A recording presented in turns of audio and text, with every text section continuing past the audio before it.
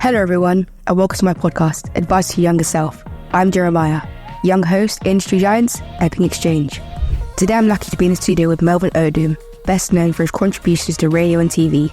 Melvin's here to share some invaluable insights and advice on how to build a successful career in the broadcasting industry. Thank you for joining the studio today. Thanks for having me, Jeremiah. This is great, by the way. And can I just say to anyone watching this, all of the correspondence, emails, that actually happens through you.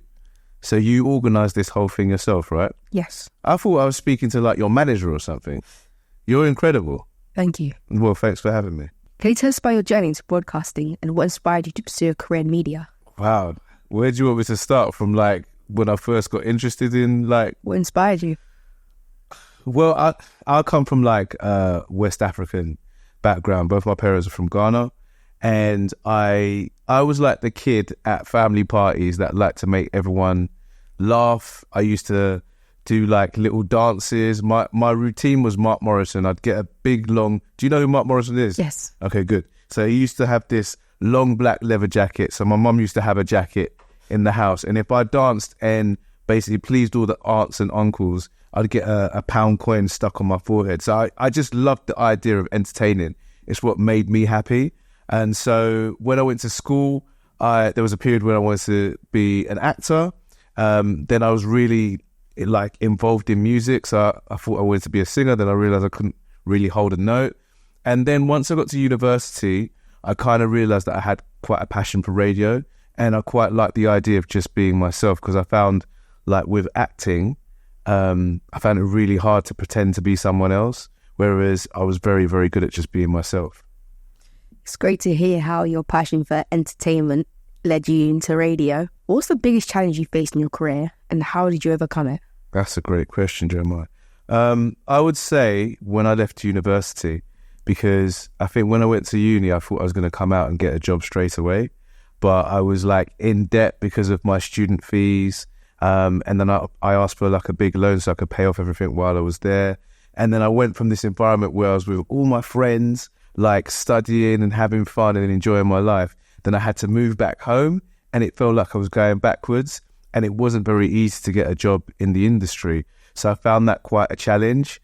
But I'm really, really lucky to have an amazing mum who provided a roof over my head so I could focus on what I wanted to do. I had this amazing friend called Damien who got me a job working with young people. And I met an amazing lady called Miss Reviere, who was my old English teacher. And she got me a job working for Tower Hamlets College. So I was doing all this stuff. And while that was going on, one of my best friends, Ricky, he was doing work experience with everyone. He was working at KISS, he was working at Radio 1, he was working at Choice at the time. And he was like, why don't you come over to the BBC and work with me? And I started doing work experience there. So it was quite challenging at the time, and everything kind of moved really, really slowly. But once we got there, it was pretty cool. What skills were essential for you when you wanted to get into that industry? There's loads of different things. So I say the number one thing is work experience. I just feel like as much as you can read a million books, as much as you could have the best teachers in the world, nothing really prepares you other than actually doing the work. And I think like for yourself, you're in an amazing position. Like you didn't wait for a big company to sign you up. You didn't wait for someone who owns £1 million to have you on their books. You just was like, right, I'm going to start a podcast. I can do this myself. And you're creating your own audience. You're creating your own content. And if I speak to anyone who wants to get into the industry, I just say start. The funny thing, Jeremiah, when I started this, we didn't have Instagram. We didn't have things like TikTok. We didn't have... YouTube wasn't really a big thing. It existed, but it wasn't as big as it is now. And so you guys are in this amazing position where you can start creating content and start building your audience now. You don't have to wait for anyone. So that's a really exciting time, I think. Of course. You mentioned how work experience is a crucial skill. What can young people do to develop those skills such as working experience outside of formal education? Like I said, like just getting up and doing it. I always say, like, don't make excuses, just get it done. Most people I know, most young people I know have phones. If you've got a phone, just start filming stuff. Film yourself, and you can always be your best critic. Like, you can ask your friends and you can ask your family, but it's always worth checking things yourself. You're going to notice things about yourself that you like, what you don't like, and watch other people who you admire. How important is networking in the entertainment industry, and how have you gone about building your own network? For me personally, networking has been everything. Like, the reason why I'm in radio is because of my relationship with Ricky. When I went to university, I met Ricky, and he went to the Brit School, so he had such a vast knowledge of radio, and so like he got me even more into radio. We did student radio when we were at Bedfordshire, and it was just always fun when I worked with Ricky. It didn't ever feel like work. It was kind of an accident in a way. And then off the back of that, we ended up at KISS, and then we met with Charlie. And so all of my kind of like, I would say, major gigs have happened because of my connections and my networking and my relationships with other people. So I feel like it's so important. And there'll be people that you meet now when you do your interviews who may help you along the way. Like you said, like the birth of this is because of you interviewed some people who run a tech company. So had you not had that interaction, you might not be here now. So I would say like networking and relationships are so important in this industry. You mentioned how instrumental your peer group was from university, but what advice would you give to someone that doesn't necessarily have a peer group but wants to build one? For anyone that wants to build their own peer group, I've got this saying that work breeds work. I feel like if you start doing something, it will just lead to something else. Like the fact that you started this podcast, that's led you to me. And I might go and do a job somewhere else, and someone might say, Melvin, I'm looking for a young person to do this. And I'll be like, I've got Jeremiah, I've got the perfect person. But I don't think you can start building those relationships until you start the work. It's really, really weird. Because if you were sat in your bedroom with this idea and you didn't do nothing about it, then you might not be chatting to me right now and get it. And then that might not lead to your next job. So work breeds work. Just start doing it and it will lead to something else. Of course. What do you consider your biggest achievement in terms of contributing to the media industry or inspiring others? You went deep with the question there. I think personally, it'll be my contribution to radio. I've been doing it for like 20 years, if I'm honest with you. If you think about a lot of people don't know that we used to work behind the scenes at One Extra, which is the sister station to Radio 1. So we were broadcast assistants. So that's essentially like an assistant producer. So we did that for a few years. Then we ended up on KISS. We was on one of the biggest breakfast shows in the country for about 13 years. Then we ended up at Radio 1. Now we're on this massive show called The Live Lounge, where we get to meet and interview amazing acts and they get to showcase their music. So I would say, if you were to look at my CV, my contribution to radio would be the biggest thing. That's incredible. I'm sure you've inspired many people. I hope so. Thank you. Can you share a memorable experience from your time on TV or radio that taught you an important lesson? An important lesson? These questions are great. So I've told this story before. I had an interview with Jamie Foxx a few years ago, who is like one of my inspirations. I just think he's an amazing artist, actor, singer, comedian. I think he does everything really, really well. And me and Ricky had to do an interview with him, and you had to take these machines called Marances, which record the interview. So Jamie was there, and he gave us the best interview you had ever seen. This guy was doing impressions, he was doing jokes, he was making everyone laugh in the room. And I looked down at the machine and I forgot to press record.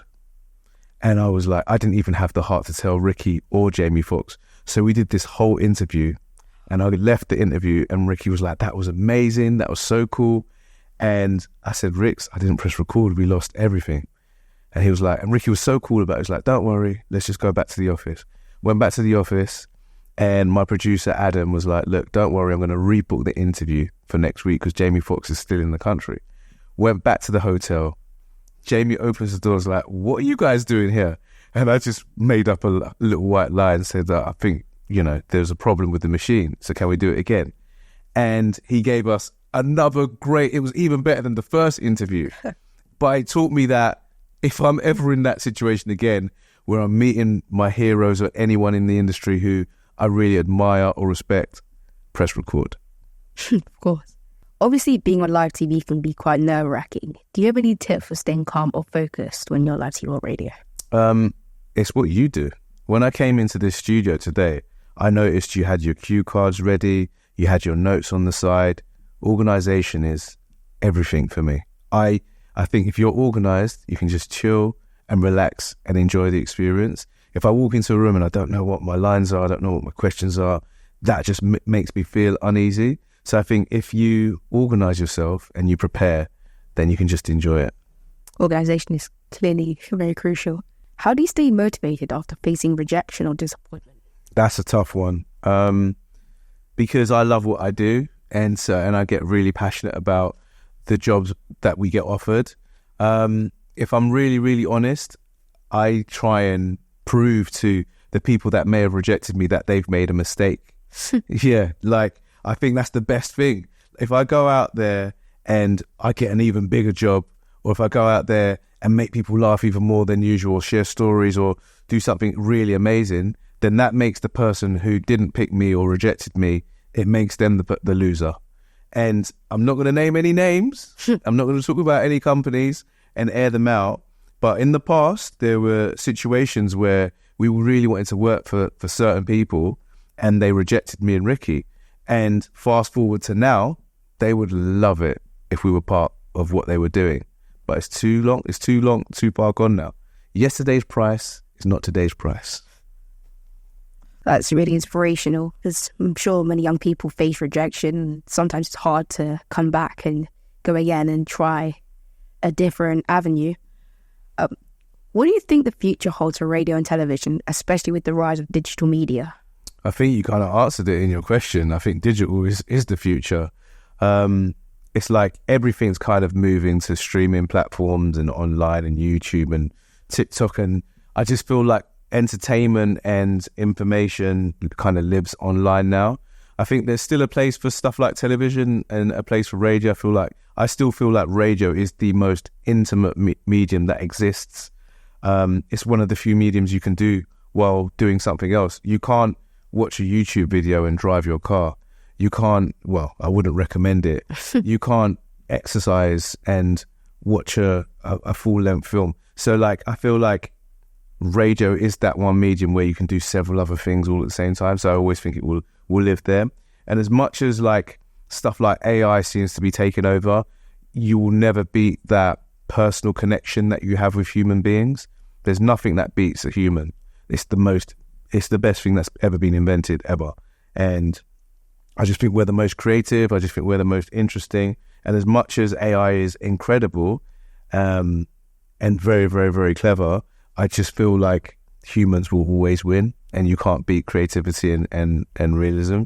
I just feel like AI and all of that will just help to enhance us as creatives. That's really interesting. It'll be exciting to see where that goes in the future. How can someone stand out in such a competitive industry like TV presenting? It's going to sound really cliche, but be yourself.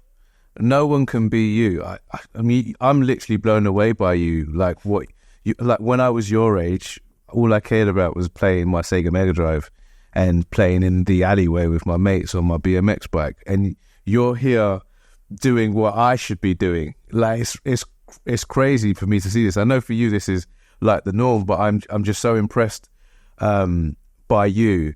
So yeah, I just think do keep doing what you're doing. This is just incredible. But to go back to your question, remind me of the question again. The question was, how can someone stand out in such a competitive industry like TV presenting? Keep going. Keep doing this.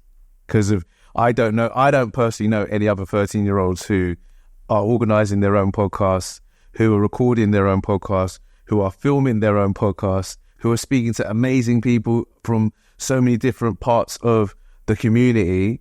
So yeah, you're already doing it. I think what people love is authenticity, because if you can't buy that. Do you know what I mean? So yeah, just be yourself is the number one thing. Thank you. Can you talk about any mentors or role models who have influenced your career? Great one. So I would say, it might sound a little bit soppy, but Ricky and Charlie, who I've worked with for years in radio, are probably my greatest inspirations, I don't really tell them. I don't want them to get a big head. But I learn from those guys all the time because I really respect them as broadcasters. I think that they are very good at their job. I think they're massively professional, and they do that whilst being amazing partners to their girlfriend or wife or husband. They do that while being amazing parents. And just the way in which they tell stories and DJ and sell music, they do everything with such passion and such valor. So I get to see it every single day when I sit in the studio. So I would say they're a great inspiration to me. I'd also say that my sister is a huge inspiration because she's the kind of person that she can take any situation and make it positive. I'll call her up and be like, I lost out on that job. And she'll be like, well, don't worry, because you've got this going on and you've got that going on. And she kind of always puts things into perspective for me. So yeah, I'd say my sister is an amazing inspiration. And also my mum, she's just the hardest working woman I know. Like, she's an absolute soldier for this tiny little Ghanaian woman. She just always puts in the work and never rests. So yeah, I'd say my mum as well. It's really interesting how your family can be mentors as well. For those that do want to be mentors and want to go into the TV presenting industry, how do you recommend they find those mentors? It's funny because I just ask. So there's certain people in the industry who in the past I have said, look, I'd love to have a conversation with you. I get a lot of people coming up to me and saying, Melvin, or they send me a DM and say, Melvin, can we have a coffee? Can I get a bit of advice? And if I have the time, I always give them the time. Like, if you ask, you've got nothing to lose. Like, you asked me to come on this podcast, I could have said no, but I didn't. And I'm sitting here right now. And I think it's the same with mentors. If people have an interest in it and they have the time to do it, then they will. And it's usually good people. It's usually inspirational people who do take that time out because they have their own mentors as well who've helped them along the way. So I just think it doesn't hurt to ask. I think always be mindful of people's time. But yeah, always ask. And then also, I just think there's certain people that you will interact with in life who will kind of by default end up as your mentors.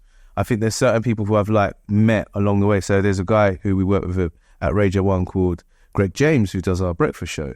And just whenever he asks us to come into the studio for like an interview or a quick chat, just watching him is an inspiration to me. So certain people will just be inspiration or mentors because of you get that chance to interact. Of course. Thank you. What are your future career goals and what projects are you currently excited about? So we've got a massive month of live music called Live Lounge Month at Radio 1 where we get loads of acts to come into an area called the Live Lounge, and which is just outside our studio, and they just perform one of their tracks and a cover. It's an absolute institution. Like, we took over from Clara Amfo. Prior to that, you had amazing hosts like Fern Cotton do it. And so it's just something that's existed in the ether for years. Acts really appreciate doing it. And it's like we have the best seats in the house and we get to ask these amazing artists to showcase their talent so the whole world can see it. So I think that's an absolute honour and privilege to do. So we've got Live Lounge Month coming up next month. I don't know when this is going out. So in October, if it is October now or it's September now, but that's going to happen for a whole month. And just more of the same, more TV, more radio. I think I'm in a really lucky place where I get to do a job that I love and I get to do it with the people that I'm very close to as well. So yeah, more of the same. This sounds fantastic. Final question, the main question. Reflecting on the journey, what advice would you give to your younger self? Great question. So to my younger self, honestly, I'm going to tell you the truth because you need to know the truth. Put money into property. It's going to sound so boring and it's going to sound like I didn't expect that, but it's the kind of stuff they don't teach you at school. Like, put your money into property. It is, for me, the safest thing to put your money in, and then worry about all the other stuff afterwards. Number one. Number two, enjoy the moment. All of us are too busy worrying about the next best thing or the next big thing. And there's so many things that I've left or I finished doing, or we've done a gig, or we've done a show, and then I look back on it and I'm like, wow, we were doing something really amazing. We were working with some really cool people. We met some really cool artists, and then that's gone because I'm too busy thinking about the next big thing. Enjoy the moment. Enjoy all of your interactions that you're doing now. Like, because you're going to look back at it and go, wow, that was really, really cool what I did. So just enjoy the moment. It's something I don't do enough. I'm always constantly going, right, I need to think of the next job that I'm doing and need to think of the next idea. But actually what I'm doing right now is so cool. So enjoy the moment is my advice. Oh, that's some fantastic advice. Thank you. All good. Thank you for taking the time to share your experiences and advice with us today. It's been great to hear about your journey, and I'm sure it'll go a long way in inspiring those who wish to pursue a career in broadcasting. Thank you very much. Thank you, Jeremiah.